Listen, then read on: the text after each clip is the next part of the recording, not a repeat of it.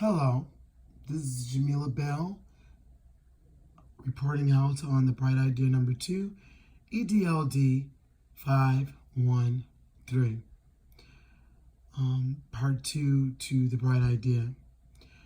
Right now in front of me, we have I'm interviewing a parent that's very active in the high school with her son.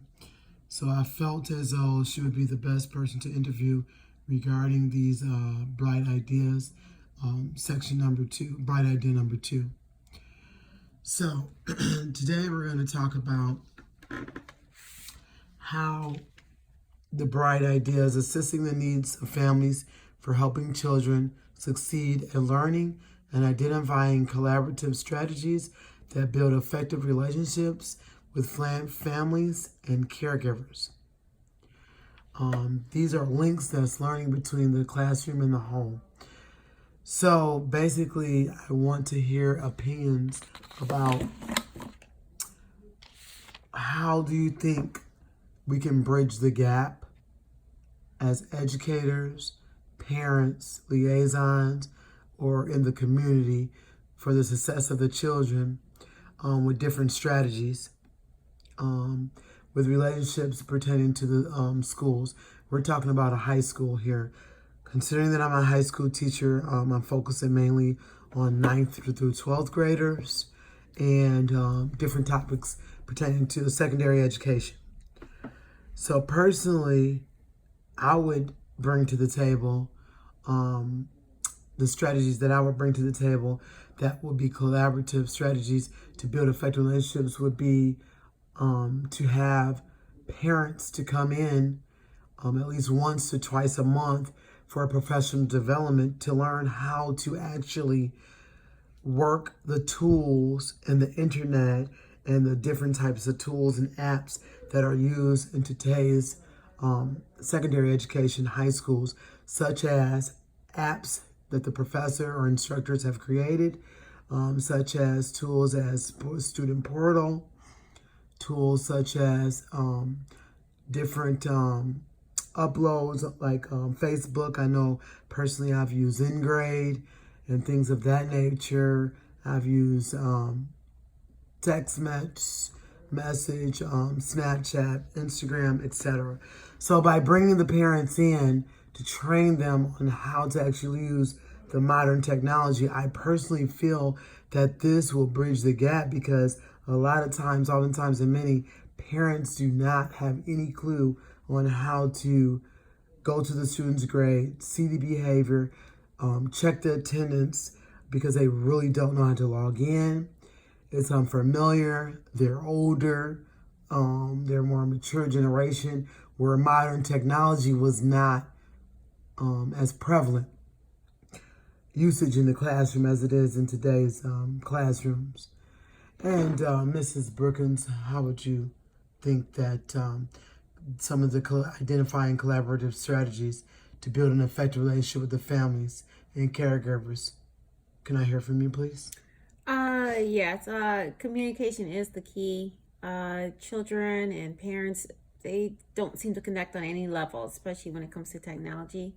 Um, I think certain programs and incentives, especially for the parents, such as like maybe a free laptop.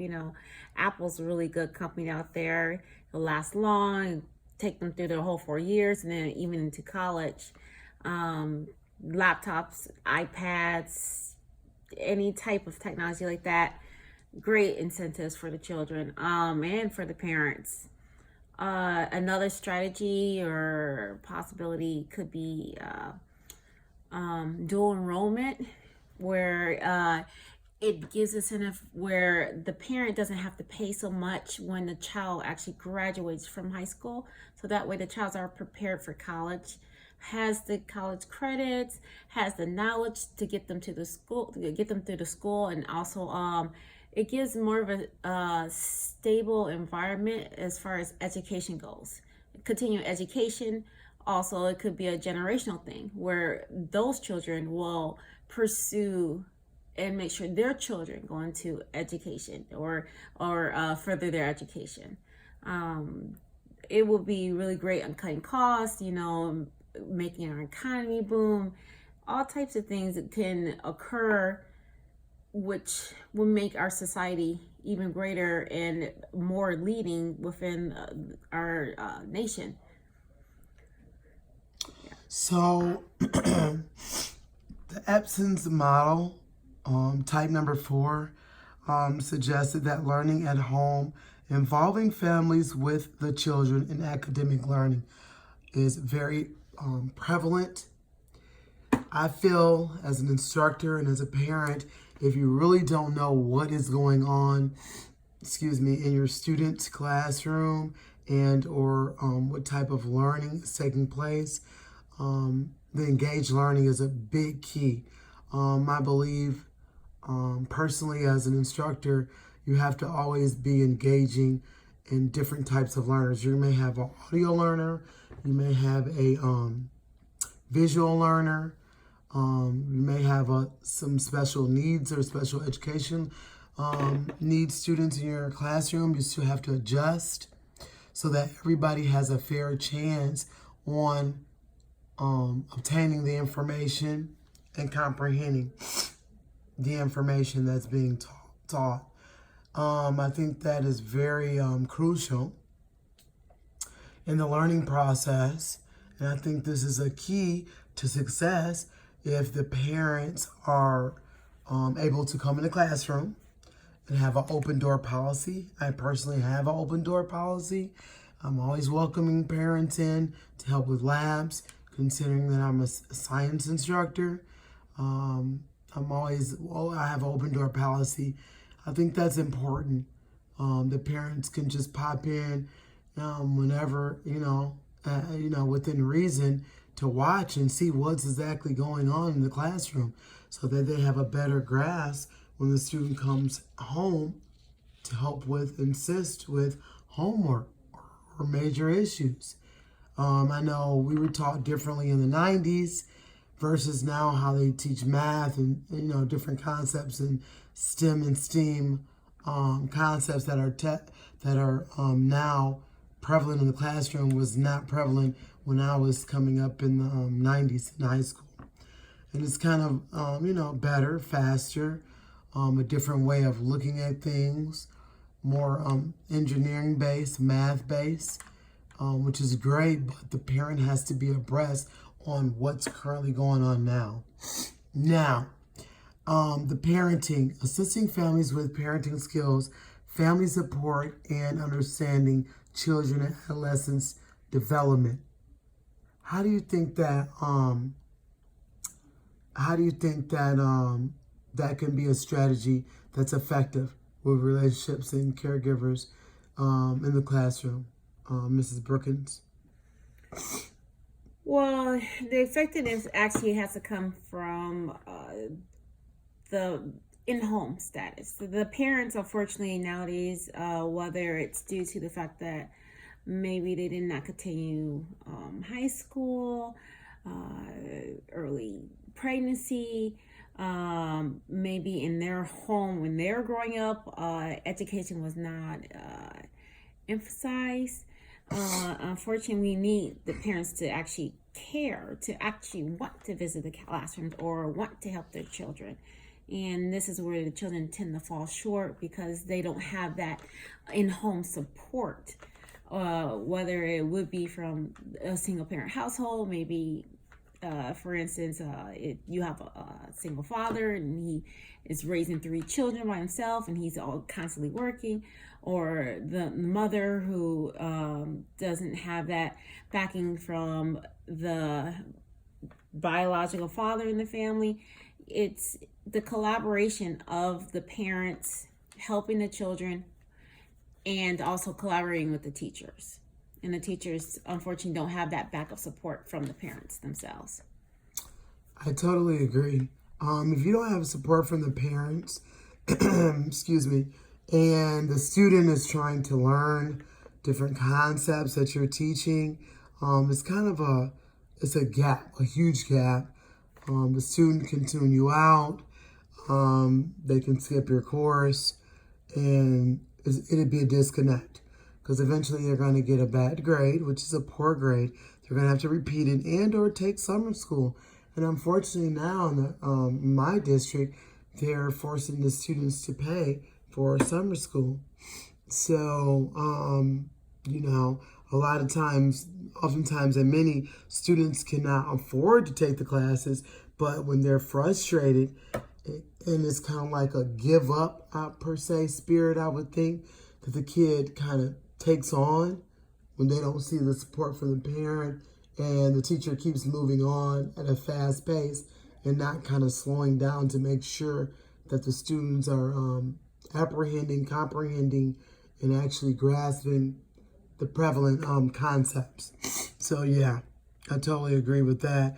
The volunteering, the improving the the activities and different schedules. I know in my school in particular, last year they had 2 through 7 and or a 1 through 6. So the students were able to either come from 8 o'clock to 2:30, or they would come in at 9 a.m. until 4 o'clock. Now, this did work to a certain degree. The disconnect came when students had transportation issues, or students would have conflicts with attendance and or getting to school and or family issues. They were coming in late when they were supposed to come in early, or sometimes they would come in early and leave early or come late. So they went back to a regular bell schedule from 8 to 3:20, which worked out, I guess, in my building a little bit better due to the fact of it being almost 3,000 students, student body population, and the amount of a different variety of student that attends Cass Technical High School. So the decisions making, this includes participants in major or minor school issues, some types of governance and advocacy activities through the school. So activities is very, very important. If parents do not know what's going on in the children's school, the disconnect can be huge. If you don't know that there's a pep rally and you don't know that the students going on different types of educational field trips, it's like you're kind of like just sending them to school blindfolded. It's like it's up to the parents or guardian to investigate all types of programs, all types of after school programs to ensure that the students get their full academic block of learning, successful learning. A lot of times these after school programs, and I said this in the Bright Idea 1, they could be effective to the utmost, or they could be ineffective if you don't have strong leadership or strong teachers that have backbone to run the programs. And then that's a disheartening, because the student doesn't get the proper tutoring, and the student doesn't get the proper resources that they signed up for. It's more like a social hour and or catch up or makeup hour, and that's not the goal. The goal is to have the student not be frustrated, to have the utmost success rate, and to have them college and career ready. That's the goal. Another thing I wanted to talk about is collaborating with the community. Ms. Brookins, can you think of some ways how we can collaborate with the community to help coordinate resources and services for different families? Well, one, we need to start with the school board actually having an open book policy. I found that with the scheduling, for instance, I will receive notifications either 2 or 3 days prior, where this should have been set in the actual calendar. And if there was a change to the calendar, I should have received notification within at least 2 weeks in advance. Just like any job, you need 2 weeks in advance so we as parents or we as the community can be prepared. And so I found that the school board was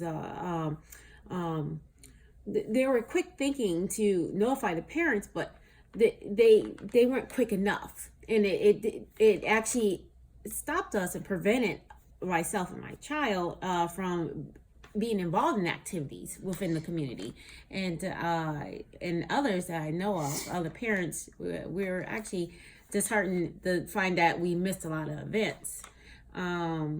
So the open book policy, where you can go to the school board and say, hey, A, B, and C, whether it was this teacher did a great job, or I didn't like how this principal went about with this student, or I didn't like how the calendar was set up.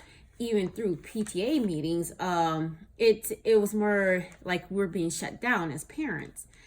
So it's kind of it makes you think about where our students are going and how the school board is proceeding with our future. And I totally agree. If the board is not on the same page as the parents and in the community, it's a huge disconnect, because we're all supposed to be working together, instructors, superintendent, community, parents, for the success of our overall student. I agree with you. If the robocall or the parent portal or information was not properly given to the parents, that can make a lot of parents upset. We don't want parents upset.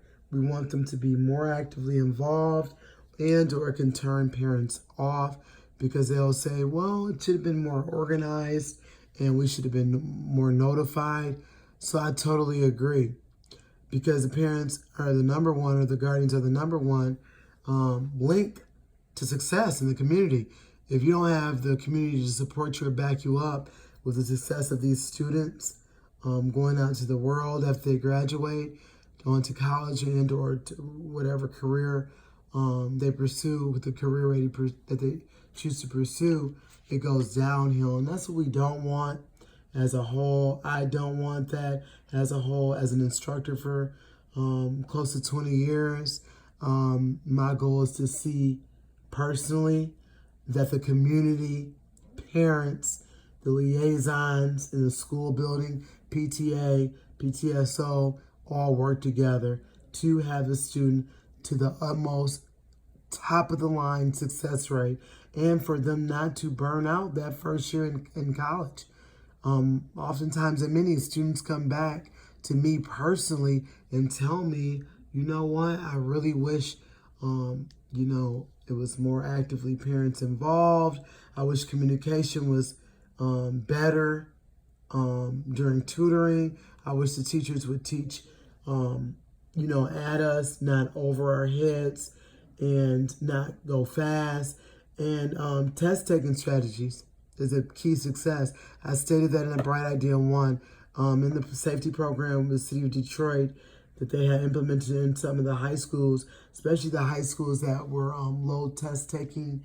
Well, the high schools that had low scores, aptitude scores, they were targeted.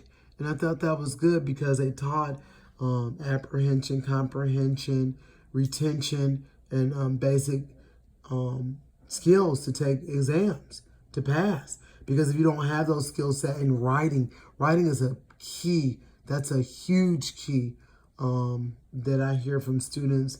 And a lot of the English teachers collaborate with me as a science teacher and other math teachers.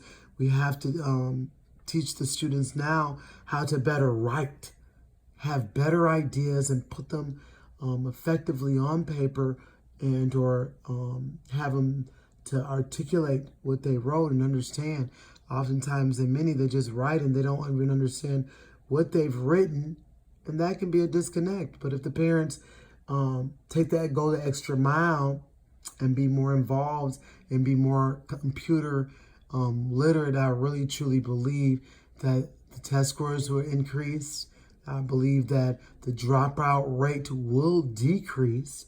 And I truly, truly believe that the success for college will be higher, and not a dropout rate the first year, because a lot of times students drop out to major universities and they go to community because they're trying to grasp the skills and test taking skills that they should have learned in high school.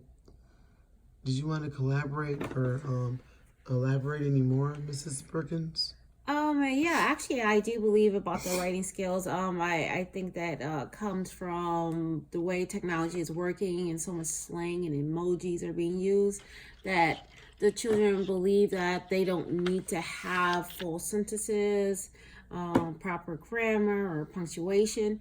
So we as a community need to link the now technology or now slang or now social norms and link it to the writing skills.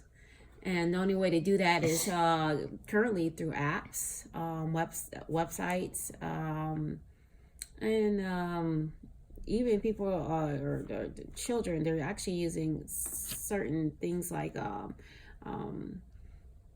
not just social media, but they're still watching TV, but they're watching TV through their phone. So we need to link all these different types of technological items, so that way the children can understand that it's not okay to write certain things the way they write certain things. Like they write, like they text, and it's very frustrating as an instructor, because that works fine for texting, but when you're in the real world and have to articulate and put good thoughts on paper and understand those good thoughts, it cannot be in text form. And I have to always remind my students, okay, you can't write like you text, because text is like abbreviated and very choppy. Correct. All right. Thank you very much. And this concludes the interview for Bright Idea number 2. Thank you.